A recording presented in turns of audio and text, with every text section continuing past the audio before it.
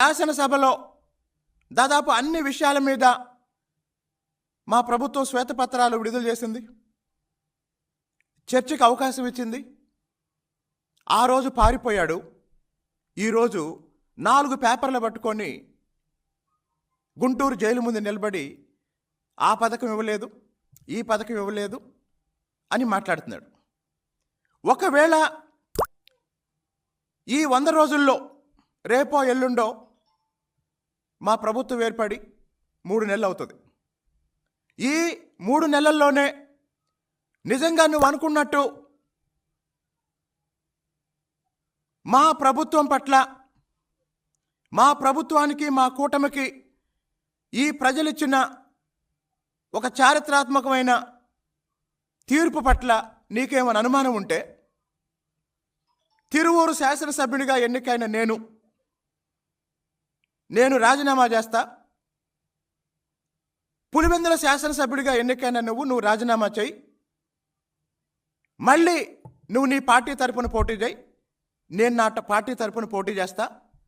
ప్రజల మద్దతు, ప్రజల ఆమోదం ఎవరికొందో ప్రజల్ని అడుగుదాం. కాబట్టి ఒక పేపర్ ఉందని, ఒక ఛానల్ ఉందని, 24 గంటలు అబద్ధాలు మాట్లాడే కొంతమంది నాయకులు ఉన్నారని మీ ఇష్టం వచ్చినట్టు రాయటం, మీ ఇష్టం వచ్చినట్టు మాట్లాడటం జరిగితే మా నాయకుడి భాషలో చట్ట పరిధిలో ఎవరిని వదిలే ప్రసక్తి లేదు. అదే సమయంలో జగన్మోహన్ రెడ్డి 5 ఏళ్ల పాలనలో అన్ని రకాల అరాచకాలకి బాధ్యులై ఈరోజు చట్ట పరిధిలోనే విచారణ ఎన్నుకుంటున్న వాళ్ళని పరిశుద్ధులుగా చూపించి జగన్మోహన్ రెడ్డి రాజకీయ నాటకానికి వాళ్ళని వాడుకునే ఈ మొత్తం ప్రక్రియని ప్రజలందరూ గమనిస్తున్నారు.